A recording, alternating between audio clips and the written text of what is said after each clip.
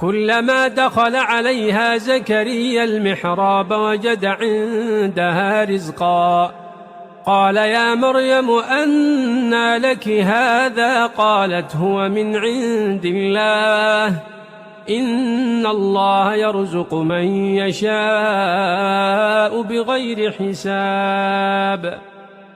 هنالك دعا زكريا ربه قال رب هب لي من لدنك ذرية طيبة إنك سميع الدعاء.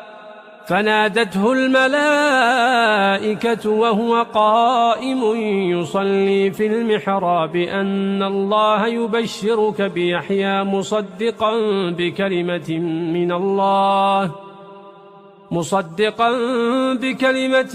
من الله وسيدا وحصورا ونبيا من الصالحين.